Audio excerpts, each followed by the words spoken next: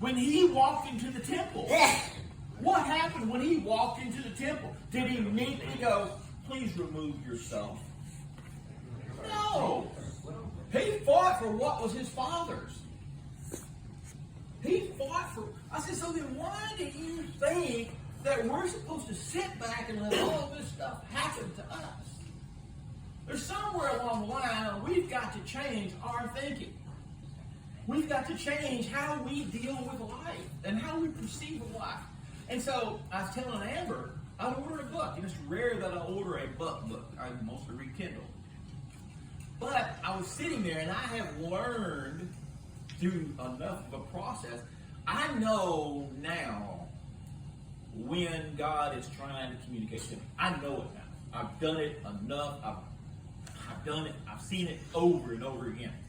So I'm actually looking on my junk email, and I've seen this story about the guy who invented Grizzly Tools, the company. And it talked about his life. Well, threw it away. But Zeke, something said, go back and look, go back and look. When I hear that, I know to go back and look. So sure enough, I go back and look at the book, and it says, get the book. So I ordered the book. On the way back, it dawned on me, it is time that I change my thought process. It is time that I change how I think. Because in my mind, what I've been thinking about is that you consider that I'll be 62 here in a few months. What am I going to do? How many more years do I have left? How do I want to spend these years? What do I want to do? Do I just want to continue to live this existence? Or do I want to prepare to dwindle down even less? Or do I want to live this existence? What do I want to do? Because in reality, if you think about it, 62, I might have 20 good years left. After 80-something, what's going to happen to me? I'm going to get worse. But so in reality, I've got a small window. I've got 10 years of good strength left. And then when I hit 72, life is going to change, won't it already? Because you're what, 78 now? So the thing is that I will understand these things. And so as I get closer to this age, I want to prepare myself for it. Why am I so concerned with it now? Because I was too stupid to be concerned when I was 40.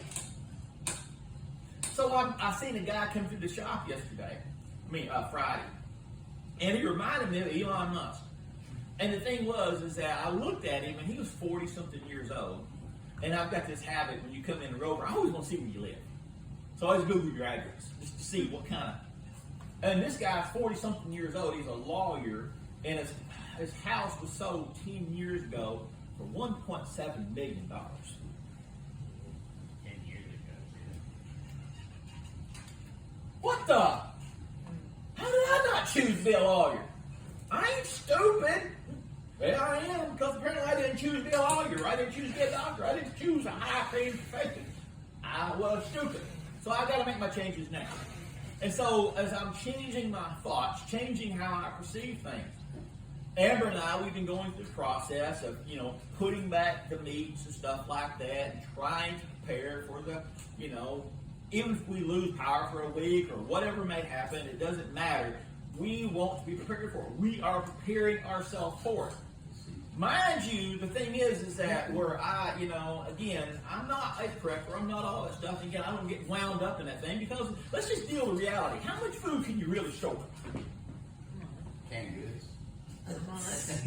A month if you're solid. Nothing personal. No. If I had to, I am not going to live the tribulation. The thing is that I just kill me and get it over with. Just kill everybody. I don't care. Let's move on because, I'm ready. Because I'm not going to starve to death. It's just like you see people, we need to store up the ammunition. Well, how long is that going to last against the F-16? Not. So the thing is that you prepare for what you can, but the other side of it, get your thoughts. So in other words, where do you choose to think? How do you choose to think? How do you choose? So it's really funny because, again, here I'm back still on Kai's message of focus. So somebody's go to Proverbs 23, verse 1 through 7. When you sit to dine with a ruler, know well what is before you, and put a knife to your throat if you are given blood. Do not crave his delicacies, for that food is deceptive. Do not wear yourself out to get rich. Do not trust trust your own cleverness. Cast but a glance at riches, and they are gone. For they will surely sprout wings and fly off to the sky like eagles. Do not eat food of a begrudging host. Do not crave his delicacies. For he is the kind of person who is always thinking about the cost. Eat and drink, he says to you, but his heart is not with you. I was just saying out of eight. Okay. So I'm going to change it up just a second. All right.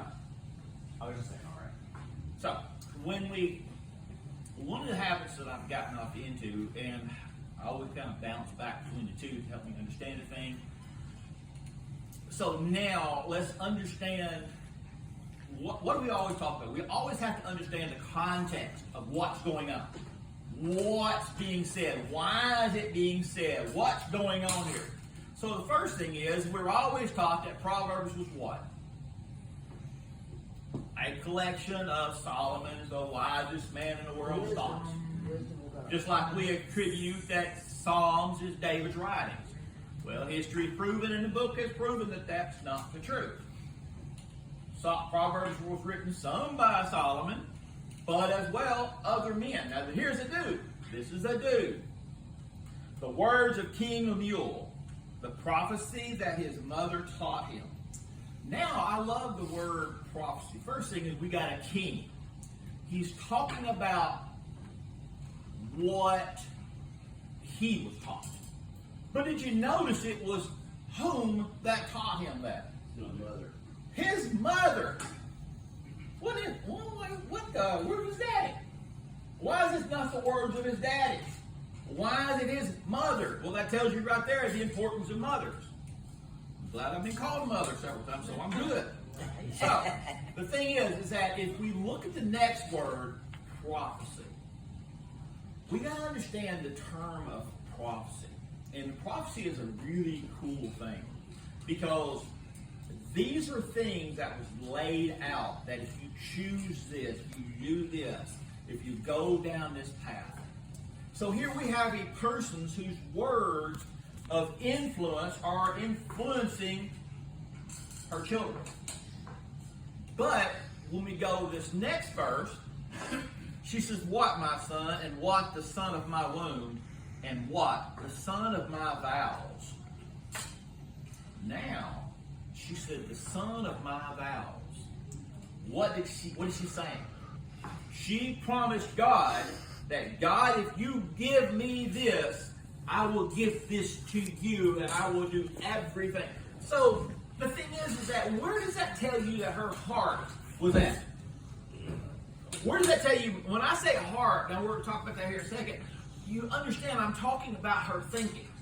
Where was her thoughts at? She had perceived and thought in her mind, she set her family on a course for this. In her mind, before the sun even hit the ground, AJ.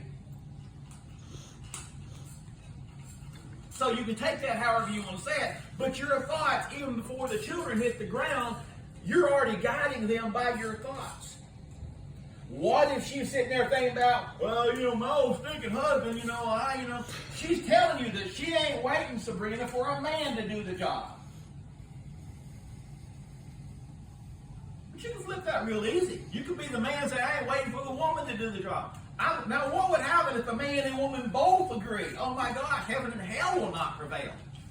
But if you ain't got a man, if you ain't got a woman, move on. Quit sitting and think about what you don't have and think about what you've been promised and what you're promising to do. And then all of a sudden your mind is geared. So here's this woman, apparently, I don't know enough about the dad. Didn't really say a whole lot about the dad. Didn't really care about the dad. Didn't see it until just a while ago. But here we're talking about setting your mind upon a course. And so, did you notice the discourse that she's telling? One of the first things that she's telling him, it's so funny. In other words, don't look at rich people. Don't look at what the rich people have. Don't fall into that trap. Think about this, and now with that context being generated, let's talk about this thing. Give not thy strength unto women, nor thy ways to that which destroyeth kings. In other words, don't be led astray by the hoochie mamas. Control your strength. And as well, if these mighty men are being enslaved by this thing, don't seek what's enslaved them. You know, that's one thing I was telling my boss's wife. I said, you know, the thing is I don't envy Kevin. I really don't. I said, I've learned to look at Kevin. And one thing I learned by looking at Kevin, I'm rich beyond measure. And I tell you why I'm rich beyond measure. Selfishness will say, because I have a family who loves me. That's not the truth. I love my family. What is the difference? His family loves him. They don't like him. They wish that they didn't love him. His wife loves him. He doesn't love his family. He doesn't love anyone except for himself. I would rather love and be loved in return, or not be loved in return, as to love myself above all things. That is wealth. So the thing is that the love of self is what enslaves these rich people. Talk about their slavery, their servitude. Let's look at that a second. He says, it is not for kings, O Lemuel, O King Lemuel, it is not for kings to drink wine, nor the princes to drink strong drink, lest they drink and forget the law and pervert the judgment of the afflicted. Give strong drink unto him that is ready to perish, and wine to those that have heavy hearts. Let him drink and forget his poverty, and remember his misery no more. Now, here's the thing. Think about this thing. What does that say? What does that say right there? It is not for the king to become intoxicated. Why? Huh? He's a leader. He sets the example. His mind should be occupied by other things. The concerns of the poor, the concerns of the needy. We should not be consumed by these things. We are kings. We are a royal priesthood. But it tells us, where's our mind at? What are we consumed by? The things that intoxicate us, to take our misery. And David, when we start pursuing things that take us off of our misery, our mindset, whether it be, well, you know, how many people go out there and they get that endorphin rush of buying stuff, then they go put it in their closet because once they bought it, the intoxication is done. Then they go, what? Buyer's remorse. Because now you're oh my gosh, what do I do? Then you go out and you do it again. It's an intoxication. It's not just drink. It's whatever just lures you away from your troubles and your trials. Your troubles and your trials are your burdens that you bear to make you get up off your butt and do something about it. Don't sit there and just be intoxicated. Well, I don't have this, I don't have that. Because again, you're wallowing in pity, which is an intoxicant. You're sitting there and going through these things. And it tells you that if you're a leader and you're dwelling in this area, here is your problem. This is all you think about. This is all that you've got going on in your life. And I'm going to finish up. It says, let those that if you got worries, you got troubles, you take it. In other words, I'm not going to condemn you. You're grieving, you're going through trouble. I'm not going to condemn you.